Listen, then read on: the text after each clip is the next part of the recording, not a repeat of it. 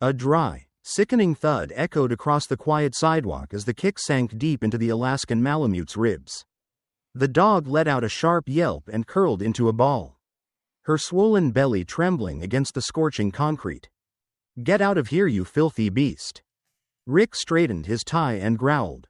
He was a large man, the manager of Henderson's Market, and the cheap cologne he wore did nothing to mask the scent of his cruelty. Jack pushed himself up from the cardboard box he called home. His heart hammered violently inside his thin chest. His bloodshot eyes locked with the dog's eyes filled with terror, pain, and a desperate plea for help. Something inside Jack shattered. The street was crowded with people, but no one moved. It was a Tuesday afternoon in the middle of a brutal heatwave.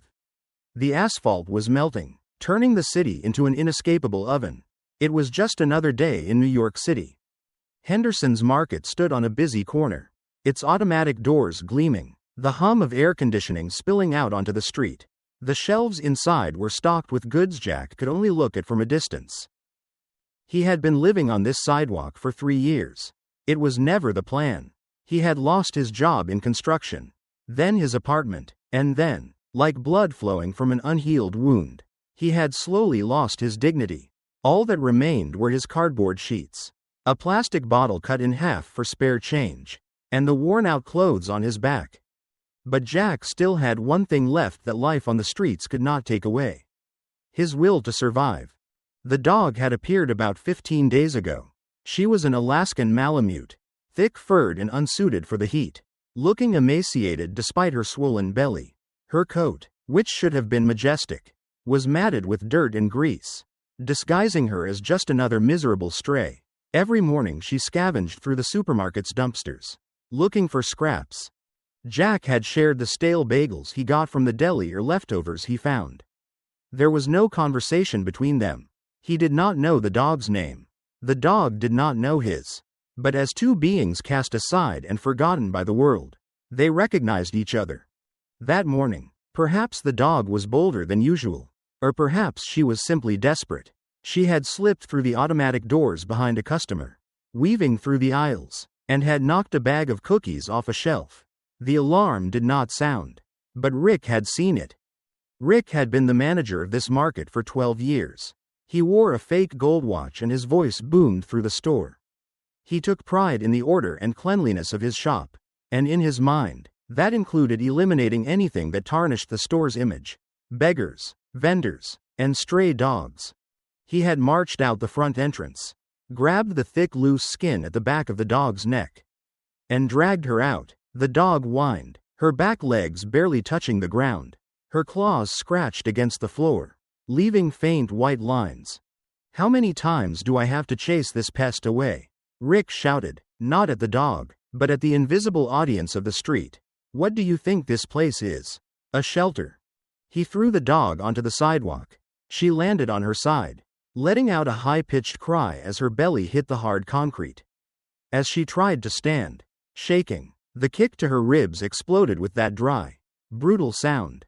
In the next instant, the dog collapsed again, curled up and gasping for air. Jack was sitting on his cardboard about 30 feet away, next to a boarded-up newsstand. He had not missed a single second of it. Something exploded inside him. It was not a thought but an instinct, a raw anger. It was the culmination of 3 years of humiliation, of being treated like he was invisible, of being looked at like trash, of people walking past him as if he did not exist. It was the memory of a dog he had owned in his childhood. Duke, a caramel-colored mix who slept at the foot of his bed. That dog had been his best friend.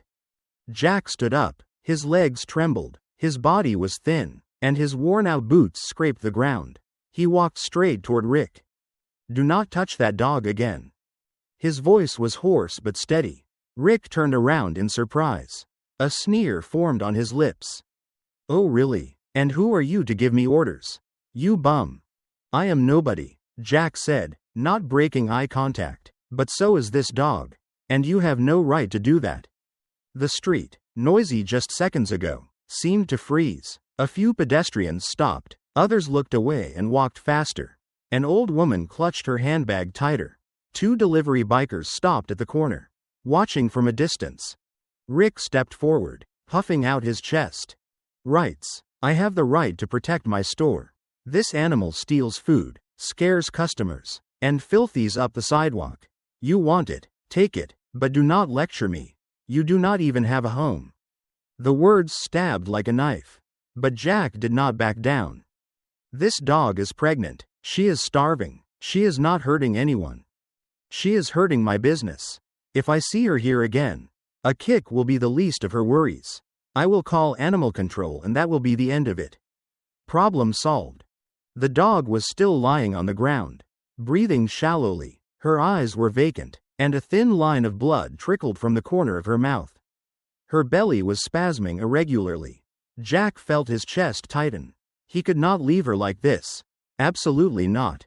He slowly knelt down and reached out a trembling hand. The dog shrank back further. A weak growl escaped her throat. It was not aggression, but fear. The fear of being hurt again. It is okay. It is okay, girl, Jack whispered, his voice choking up. I am not going to hurt you. I promise. He gently touched the dog's head.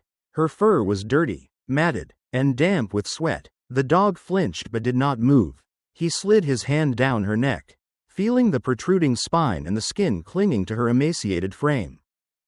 Jack tried to lift the dog carefully, even in her malnourished state.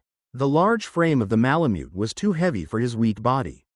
Her hind legs dangled, and her head rested against his chest.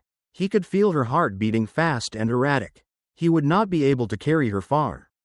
Do not get involved in things you will regret. Rick spat out the words. But he did nothing more. He just crossed his arms, walked back into the supermarket, and the glass doors slid shut aggressively behind him. Jack stood in the middle of the sidewalk, holding the dog. He did not know where to go. The sun beat down mercilessly. The noise of the city slowly returned. Horns honking, people talking, engines revving. Daily life continued with indifference. But on that hot concrete, something had changed. Jack looked down into the dog's eyes. The dog looked back at him. And for the first time in a long time, the feeling that he was not transparent, that he was not invisible, enveloped him. He did not know what to do. No money, no home, nothing. But he was sure of one thing. He would not let this dog die. And so, in the trembling arms of a man cast aside by society, a journey began. Jack carefully supported the dog and crossed the street. The weight felt as if he were carrying all the responsibility in the world. Every step was a decision. Every decision was a promise he did not know if he could keep. The place he usually slept was an abandoned newsstand with a rusted shutter and a torn awning that barely blocked the sun. That was where he kept his belongings. A thin blanket, 2 plastic bottles of water, a plastic bag with clothes. That was his entire fortune. And now, this dog was part of it. He carefully laid the dog on the blanket, brushing away pebbles and shards of glass. The dog groaned quietly, turned her head, her eyes still vacant, her swollen belly rippled, and Jack realized with a sinking heart that she was close to giving birth. It is okay, he muttered, more to himself than to the dog. I will protect you. But how? He could not even take care of himself. Jack looked around. The street was thinning out now. The lunch rush was over. All that remained were a few hurried pedestrians and a vendor selling cold drinks on the corner. And in the distance, 3 stray dogs watching warily. He needed water, food, some kind of help. The deli was 2 blocks away. Mr. Miller, the owner, was one of the few people who treated Jack with respect. Sometimes he gave him stale bagels or coffee and a kind word. Jack decided to try his luck. I will be right back. He patted the dog's head. Do not go anywhere. The dog did not move, just breathing heavily. Her body was stiff, as if waiting for the next blow. Jack rushed down the uneven sidewalk, dodging potholes, piles of trash, and people who did not even glance at him. 3 years on the street had taught him the art of being invisible. But today, for the first time, he wanted to be seen. He wanted someone to care. The deli was busy. The smell of fresh coffee, cured meats, and pickles filled the air. Jack's stomach growled, but he ignored it. He was not here for himself. Mr. Miller was behind the counter, handing change to a customer. When he noticed Jack, he gave a small, weary nod. "What is it, Jack? You are late today. No stale bagels left." "It is not for me, Mr. Miller," Jack said, his voice desperate. "It is for a dog. She is hurt and she is pregnant. Anything helps. Water, food." The shop owner frowned with concern. "What kind of hurt?" "Rick over at Henderson's kicked her in the stomach." Mr. Miller cursed under his breath and shook his head. "That man is no good. I know the type." He grabbed a paper bag and filled it with bread ends, some cheese, and slices of turkey. "Take this. Wait a second." He disappeared into the back and returned with a plastic bowl and a large bottle of water. "Put water in this bowl for her. If you need more, come back." Jack felt his eyes burn. "Thank you, Mr. Miller. Thank you so much. Go on, son. Take care of her." Jack left the deli with the bag and the water bottle. His heart felt a little lighter. But as he turned the corner, the scene before him made the blood drain from his face. Two men were standing near the newsstand. One was a skinhead wearing a tank top and holding a wooden baseball bat. The other was younger, wearing a baseball cap backward, poking the dog with his foot and laughing. "Hey, look at this mess," the guy in the cap said. "Maybe we should put it out of its misery. It would be a kindness." "Stop." Jack dropped the water bottle and screamed as he ran toward them. The two men turned in surprise. Well, look who it is. The dog hero." The skinhead sneered. "You brought this thing here from Rick's place, didn't you? This dog belongs to no one. But you are not laying a finger on her." The guy in the cap stepped forward. His voice dropped, full of menace. "Listen, pal, this animal is dying. She is going to birth a bunch of unwanted rats. She dirties the street, carries disease. We are doing a public service. The only service you can do is leave her alone." The skinhead raised the bat and tapped it rhythmically against his palm. "You want to get beaten for a dog? Are you serious?" Jack was not strong, and he was not brave in the traditional sense. But in that moment, something greater than fear took hold of him. It was the absolute certainty that if he backed down now, he would never be able to look at himself in the mirror again. He stood in front of the dog and spread his arms. His thin body was trembling, but his feet were planted firmly on the ground. "If you want to hit her, go ahead, but you have to go through me first." The two men looked at each other. Silence fell. A car honked as it drove by. A siren wailed in the distance. Finally, the guy in the cap spat on the ground and shrugged. "Forget it, not worth the trouble." They walked away laughing, tossing the bat into a nearby dumpster. Jack waited until they disappeared around the corner before he finally moved. He turned around. The dog was watching him. For the first time, there was no fear in her eyes. There was something different, trust. Jack knelt down, took the plastic bowl, and poured water from the bottle. The dog sniffed it, hesitated, and then began to drink. Fast, desperately, as if she would never get another chance. He tore the bread and turkey into small pieces and offered them on his palm. The dog chewed slowly, painfully, summoning the strength to swallow. "Slowly, take it slowly," Jack whispered. When she finished eating, the dog was exhausted and lay down again. Jack covered her with his blanket and sat next to her, leaning his back against the cold shutter of the newsstand.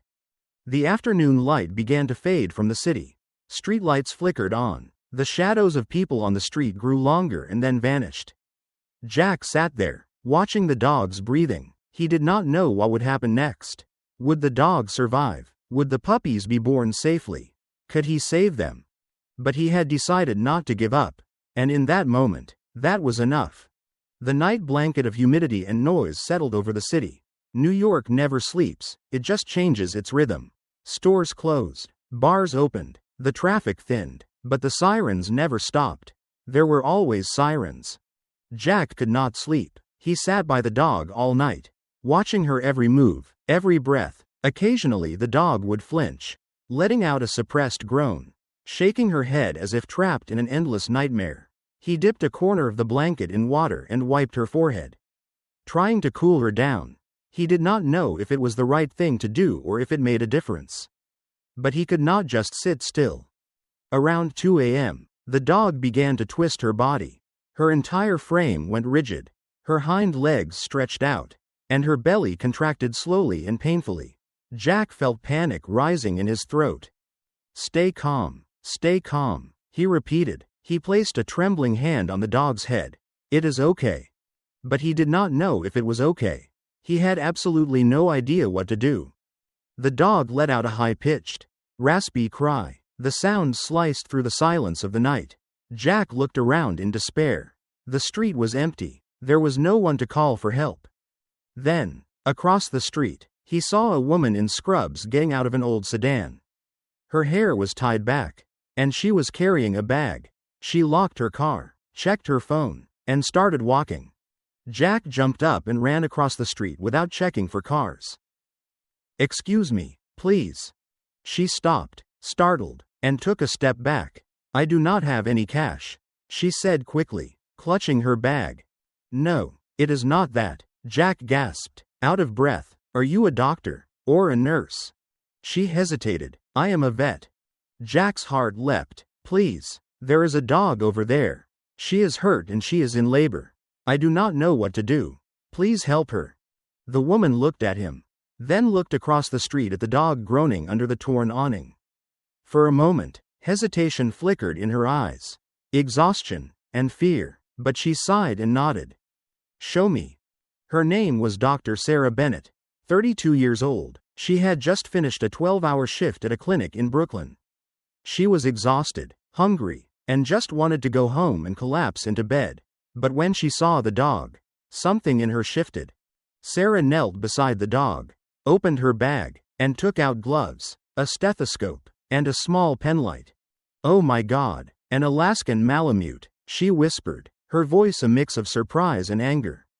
She examined the dog with quick, precise, professional movements. Dehydration, malnutrition, and a broken rib, Sarah said, her voice tense. Who did this? The manager at the market. Jack answered. The rage returned. He kicked her in the stomach. Sarah gritted her teeth. What a monster. She placed her hand on the dog's belly, feeling the contractions. She is in labor, but she is too weak. If we do not help, she will die. What do I do? Jack asked, fighting to keep his voice from cracking. First, I need more water, lots of it, and do you have clean towels? No, I have nothing. Sarah thought quickly. My car is right there. I have a first aid kit. I will get it. She ran back across the street and returned with a metal box, a thermos of warm water, and 2 clean towels. She created a makeshift delivery room on the dirty sidewalk, under the torn awning, in the cold New York night. Hold her gently, Sarah instructed. Try to keep her calm. Jack did as he was told, carefully holding the dog's head, whispering broken, meaningless words just to let her hear his voice and feel safe. Sarah worked silently, monitoring the contractions, positioning the dog, cleaning her. And at 3:20 a.m., the first puppy was born. Small, wet, and dark in color. Sarah cleared its airway with her finger, stimulated its breathing, and placed it next to the mother. The mother dog turned her head, sniffed, and with weak but instinctive movements, began to lick the puppy. Come on, one more, Sarah murmured. 10 minutes later, the second one, then the third, fourth, fifth. 5 puppies, 5 tiny, blind, helpless lives took their first breaths on the pavement, overlooked by the relentless city. Jack was crying. He did not hide it, he just let the tears flow quietly. He kept supporting the head of the mother dog, who finally relaxed. Exhausted, Sarah wiped each puppy clean and placed them near the mother's teats. The puppies began to nurse, their tiny mouths searching, their bodies shivering with the cold and the shock of life. We did it, Sarah said, as if convincing herself. She made it. Jack looked at the vet with bloodshot eyes. Thank you so much. If you had not been here. Do not thank me yet, Sarah interrupted with a serious expression. The mother is still very weak. The puppies too. They need constant monitoring, warmth, and nutrition. The mother needs treatment, antibiotics, painkillers. She might need surgery for that rib. I have no money, Jack said in a small voice. I have nothing. Sarah was silent for a moment. She looked at the mother, the puppies, and the thin, dirty man who had stood up to the world to save lives no one else cared about. "Do you know the Second Chance shelter?" she asked. Jack shook his head. "It is 6 blocks from here. They rescue strays, treat them, spay them, and find them new owners. Mrs. Higgins runs it. I volunteer there on weekends." "Will they help her there?" "Yes, but you have to take her. Tomorrow. Well, today, in a few hours." Jack nodded, his resolve hardening. "I will take her." Sarah took a business card from her bag and wrote an address on the back with a pen. "Ask for Mrs. Higgins. Tell her Dr. Bennett sent you." Then she took a $50 bill from her wallet and pressed it into Jack's hand. "Buy some milk, bread, and water for yourself and her on the way." Jack looked at the bill, then at her, unable to speak. Sarah packed her tools, stood up, and straightened her scrubs. "Take good care of them," she said gently. "They were lucky you found them." And she walked away. She got into her old car, started the engine, and vanished into the darkness. Jack was alone again, but not entirely. Beside him slept 6 lives. He looked at the mother dog.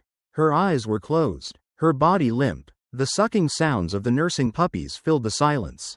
Jack reached out and gently touched her head. "You are strong," he whispered, "stronger than anyone." And in that surreal midnight, he decided, this dog needed a name. Something meaningful, something that represented her. He looked up at the sky. Through the narrow gap between the skyscrapers, a single full moon shone brightly. "Moon," he said aloud, "your name is Luna." The dog opened one eye for a split second, as if she heard him, looked at him, and closed it again. Dawn broke slowly, painting the sky in gray and orange. Jack did not sleep. He just sat there, watching Luna and her children, planning his next move. 6 blocks. It did not sound far. But transporting an exhausted, large dog and 5 newborn puppies 6 blocks through the city was nearly impossible. He needed a vehicle, a cart. He remembered the market area. On Sundays, there was a flea market. Vendors sometimes left carts in the parking lot of an abandoned building nearby. Jack waited until 7 a.m. He used the money Sarah gave him to buy 2 quarts of milk and some bread. He also bought a packet of liver paste, which the deli clerk said was good for weak dogs. He rushed back, gave Luna water, and fed her bread soaked in milk and the paste. She ate only a little, but she ate. The puppies continued to nurse, huddled against their mother's belly, shivering occasionally, but alive. All 5 were alive. He ran to the abandoned market lot. Luck was with him. An old, rusted shopping cart had been discarded there. It rattled loudly, but the wheels turned. He dragged it back, lined the bottom with his blanket, and carefully transferred Luna and the puppies into it. It was back-breaking work, lifting the heavy dog, but he managed. He pushed the cart down the sidewalk, every step dodging hurried commuters, parked cars, and piles of trash was a victory. Every block was a trial overcome.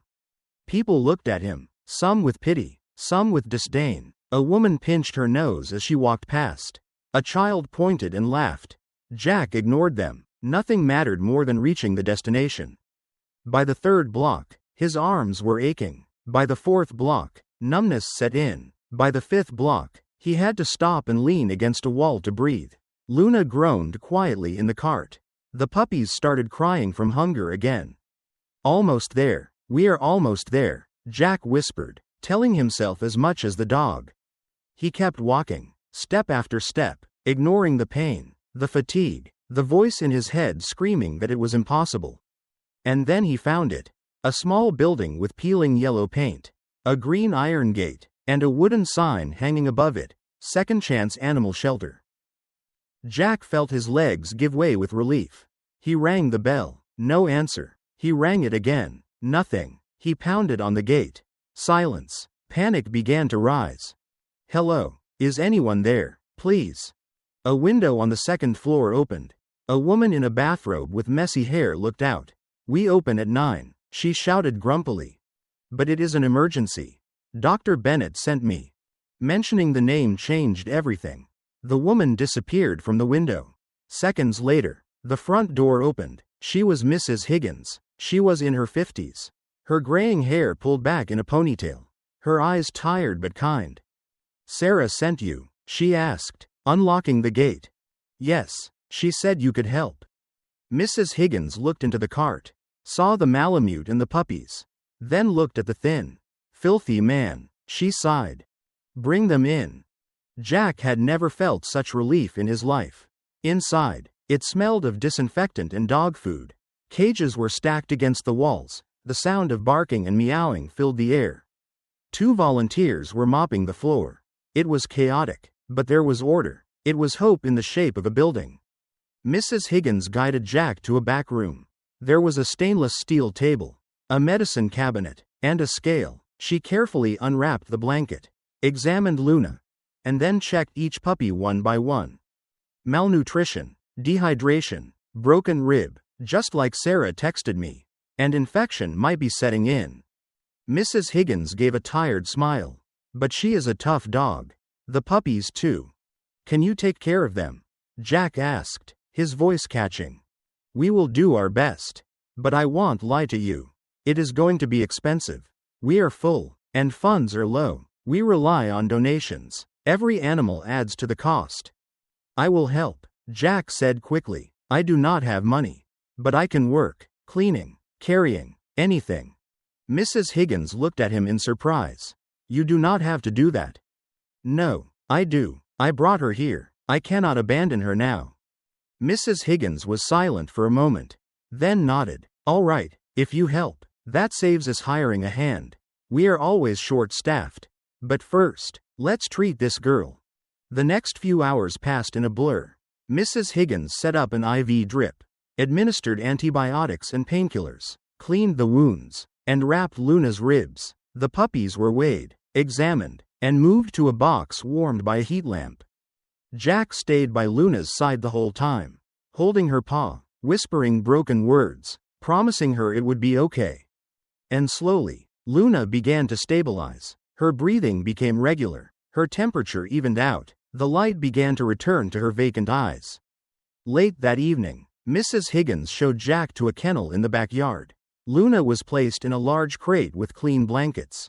The puppies were nursing again, satisfied little squeaks filling the air. Jack knelt in front of the crate and reached out his hand. Luna sniffed it, recognized him, and licked his fingers. It was weak, but it was there. "You did good," Jack whispered, tears in his eyes. "You and your babies did good." Mrs. Higgins was leaning against the doorframe, watching. "That dog is lucky she met you," she said quietly. "I am the lucky one," Jack replied, and it was the truth. For the first time in 3 years, Jack felt he had a purpose, something meaningful beyond just surviving.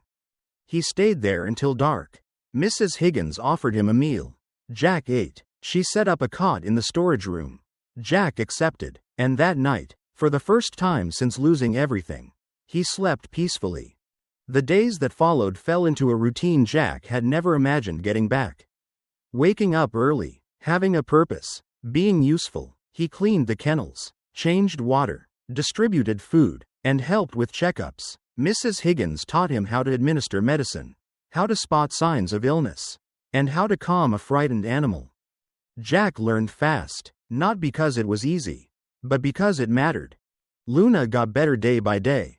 Her breathing returned to normal. Her ribs began to knit. The wounds healed. The puppies grew visibly. They gained weight. Their eyes opened, and they started exploring the world with trembling curiosity. Jack spent every free moment with them.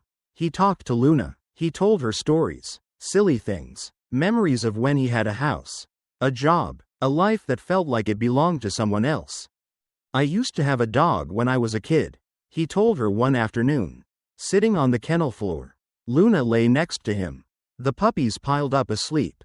His name was Duke. He was caramel-colored. He slept in my bed and followed me everywhere. When he died, I swore I would never get another dog. It hurt too much. He stroked Luna's head. "But you reminded me that it is worth it. That love, even if it hurts, is the most important thing." Luna looked at him with that quiet understanding only animals possess. But not everything was peaceful. One afternoon, Rick appeared. Jack was in the backyard sorting donated blankets when he heard a familiar, loud voice from the reception area. "I am here to get my property back." Jack's heart froze. He dropped the box and ran inside. Rick was standing at the counter, arms crossed, expensive suit straining against his bulk, face red with suppressed anger. "Where is that dog?" he demanded. Mrs. Higgins stood in front of him, blocking the way, her voice firm. "Which dog are you referring to?" "The Alaskan Malamute mix that bum stole from in front of my market." "No one stole anything," Mrs. Higgins replied calmly. "That animal was abused, rescued, and is now receiving medical treatment here. Give it back." "What for? So you can kick it again?" Rick stepped forward, getting into Mrs. Higgins' face. "Do you know who you are talking to? I have connections. I have lawyers. I can shut this place down with one phone call." "Go ahead and try." Mrs. Higgins did not back down an inch. "But now, this animal has a medical chart, a diagnosis of abuse, and witnesses to what you did. If you want to pursue this, we will pursue it too, thoroughly, and I promise you, the outcome will not be favorable for you." A tense, heavy silence filled the room. Jack stood in the doorway, fists clenched, heart pounding. Rick looked around, saw Jack, and sneered. "So this is it. You think you are better than me. Moral, but in the end, you are just a bunch of losers protecting a stray rat." Mrs. Higgins opened the door and pointed outside. "Please leave." Rick spat on the floor, turned his back, and stormed out. The door slammed shut aggressively. Jack let out a breath of relief. Mrs. Higgins turned to him, saw his fear, and gave a tired smile. "It is okay. He won't come back." "How do you know?" "Men like that are cowards. They only attack those who cannot defend themselves. Now that Luna has people protecting her, he won't risk it." Jack nodded, but the anger still boiled inside him. Against Rick, against a world that allowed such people to exist, and against himself for not acting sooner. But then he remembered the first night, the birth, the puppies, and Luna licking his hand. The anger was replaced by something stronger, a sense of purpose. 3 weeks later, Luna was fully recovered. The puppies were tumbling around the kennel, playing with each other, chewing on everything they found. Mrs. Higgins began the adoption process.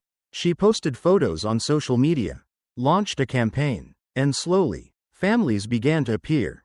The first to go was the smallest male, black with a white patch on his chest.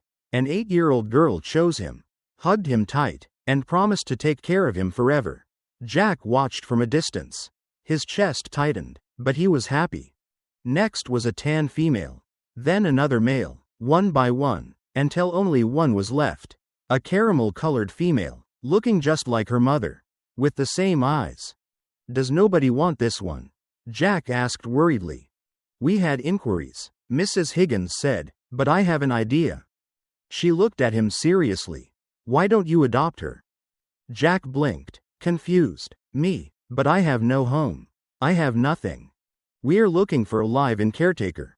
Mrs. Higgins interrupted. "Someone to live here, watch the facility at night, help with the animals. The pay isn't high, but there is a room in the back. Meals, and utilities included, and if you want, you can keep her, and Luna too." Jack was speechless. He looked at Luna, looked at the caramel puppy, and then back at Mrs. Higgins. "Really? Really?" He felt his eyes burn, not from sadness, but from the pure, genuine feeling of being recognized and chosen. "I will do it," he said, his voice firm. And in a place full of abandoned lives, Jack reclaimed his own. The room in the back was small. A single bed, an old wooden dresser, and a window overlooking the yard where the dogs played. It wasn't much, but it was more than Jack had owned in 3 years. He brought his belongings in. The worn blanket, the plastic bottles, the bag of clothes, it all fit in one trip. And for the first time, he had a place to call his own. Luna and the puppy, whom Jack named Star, adapted quickly. They slept on his bed, and Mrs. Higgins pretended not to notice.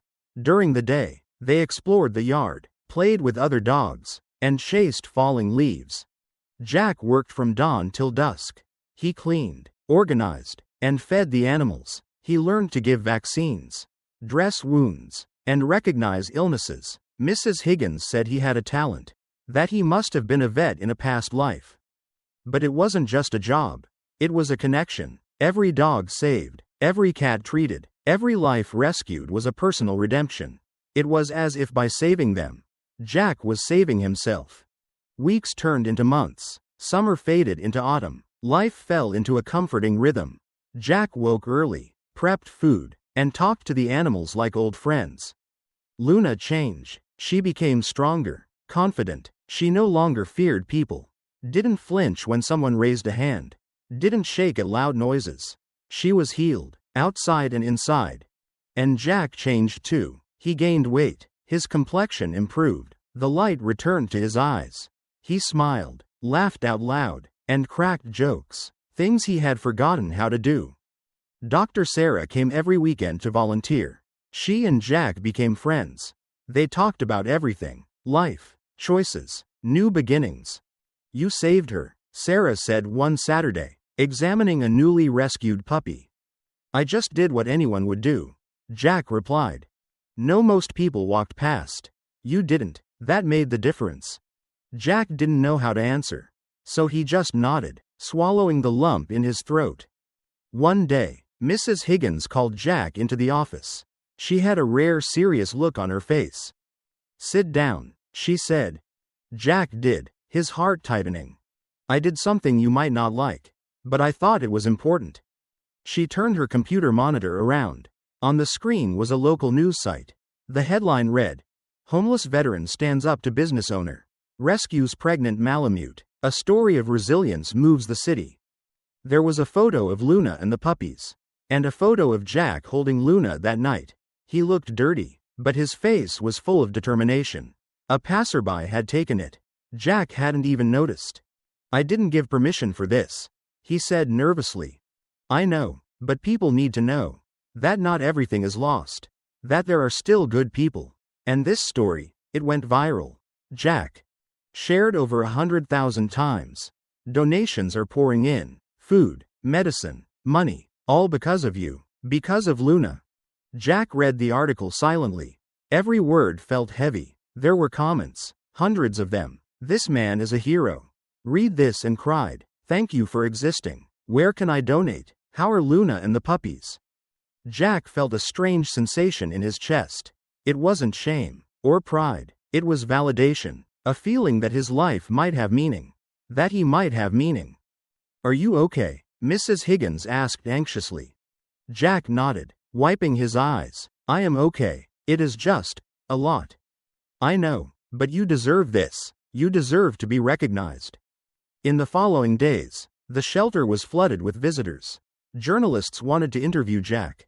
Families wanted to adopt. Volunteers offered to help. The story touched people in unexpected ways. Jack agreed to an interview with a local TV station. Standing in front of the camera, talking about that day, about Luna, and about starting over felt surreal. "What do you want to tell the viewers?" the reporter asked at the end. Jack thought for a moment. "To care, to help, even if it looks like it won't make a difference. It is worth it, because it does make a difference. Always." The segment aired on the evening news. The next day, the shelter received its largest single donation ever, $50,000, from an anonymous businessman moved by the story. Mrs. Higgins cried when she saw the deposit. Jack cried too. With that money, they renovated the kennels, bought new equipment, hired another staff member, and expanded the adoption program. And it was all because of one moment. Because one man decided not to walk away, and one dog decided to trust. But not everything was smooth sailing. Rick saw the news. He saw the viral posts. He saw his name mentioned as the abuser in the comment sections. Even though the article didn't name him directly, locals started boycotting Henderson's market. Negative reviews flooded his business page. Sales plummeted. He couldn't take it. One Thursday afternoon, he showed up at the shelter again. But this time, he wasn't alone. He brought a lawyer, a man in a gray suit with a leather briefcase and a bored expression. "We are here to serve notice," the lawyer said, handing Mrs. Higgins an envelope. "Defamation lawsuit. Use of unauthorized images. My client demands a public apology and $20,000 in damages. Mrs. Higgins opened the envelope, read the papers, and laughed. A short, incredulous laugh. Are you serious? Dead serious, the lawyer replied. Then you haven't seen the video yet. Rick frowned. What video? Mrs. Higgins pulled out her phone, opened a folder, and turned the screen. It was security footage from across the street. The delivery biker's cam. 3 different angles, all showing Rick violently kicking Luna. Again and again. The guys from the delivery service sent this over after seeing the news. Mrs. Higgins explained quietly. It is all recorded. Date, time, clear image. She looked Rick in the eye. If you want to file a lawsuit, we will file one too. For animal cruelty, a felony. We have the vet report, witnesses, and this video. Good luck. Rick's face turned bright red. The lawyer shifted uncomfortably. We will reconsider this matter. Please do, Mrs. Higgins said, opening the door, and never come back. They left without another word. Jack watched it all from the doorway. As they drove off, he let out a long sigh. It is over, Mrs. Higgins said. It is finally over. And it was. Rick never returned. The lawsuit was dropped. A few months later, Henderson's market closed down, not because of Jack or Luna, but because the truth has a way of demanding its price. 6 months after the rescue, the shelter held a grand adoption fair in Central Park. There were booths, games, and families looking for pets. Jack was there, helping run the event. Luna and Star were by his side, looking healthy and happy. They were not up for adoption. They had already found their home with him. During the event, a woman approached him, elegant, silver hair, a gentle smile. Are you Jack? She asked. Yes. I wanted to thank you. For what? I adopted one of Luna's puppies. The little black one with the white patch. My daughter. She was going through a hard time. Depression. She didn't want to leave the house. But since getting that dog, something changed. She laughs again. It is all thanks to you. Thanks to what you did. Jack felt tears welling up. I just did the right thing. And that made all the difference. She hugged him, and Jack hugged her back. That day, he understood. He hadn't just saved Luna. He saved the puppies, helped save the shelter, saved that little girl, and unknowingly, saved himself. 1 year after the rescue, Jack was a different man. He now lived in a small apartment nearby, rented with his salary from the shelter. Mrs. Higgins had hired him as a permanent manager, no longer a volunteer or just a caretaker. The simple keys in his pocket were his. He had clean clothes, food in the fridge, and every night, Luna and Star slept on the rug beside his bed. He still worked at the shelter, but now he also gave talks at schools and community centers, telling his story, inspiring others, showing that starting over is possible. Life wasn't perfect. There were hard days, bad memories, scars that would never fully heal. But there was hope, and that made all the difference. Sarah and Jack became close. Not romantically, but like family. She introduced him to friends, took him to dinner, showed him he wasn't alone. Mrs. Higgins became a mother figure. Tough when needed, kind when it mattered, always there. And Luna. Luna was the constant, a living reminder that fighting is worth it. That love, even when born on a dirty sidewalk, can grow and bloom. One Sunday morning, Jack was at the park with Luna and Star. The sun was shining, children were running, families were picnicking. It was a normal, beautiful, peaceful day. He let Luna and Star off the leash in the dog run. For a moment, he just stood there. He took a deep breath and smiled. A year ago, he was invisible on the hot concrete, possessing nothing. Today, he was here, alive, fulfilled, with a purpose. Luna ran back to him, tongue lolling, eyes bright. She jumped up, paws on his chest, licking his face. Jack laughed. Star followed, smaller and clumsier but just as happy. Jack hugged them both, and in that embrace, he understood. Life doesn't need to be perfect to be valuable. It just needs love, connection, and hope, and he had all of that. Because of a dog that believed in him. Because of a community that cared. Because of one moment that changed everything. That night, back in his apartment, Jack took out his phone. He opened a photo Mrs. Higgins had taken at the park. Him, Luna, and Star, smiling together. He posted it on social media with a simple caption. 1 year ago, I had nothing. Today, I have everything. Thank you, Luna, for teaching me that starting over is possible. That love heals all, and that fighting is worth it. The post went viral again. Thousands of comments from people grateful, inspired, determined to help. And Jack realized his story wasn't just his. It was the story of everyone who ever felt they had lost everything. Everyone who needed to believe that redemption is real. He looked at Luna sleeping peacefully, at Star curled up next to her, and whispered, "Thank you for not giving up on me." Luna opened one eye, looked at him, and closed it again, as if saying, "I never would." And Jack knew, deep in his soul, that he had found his light, his moon, and his way home.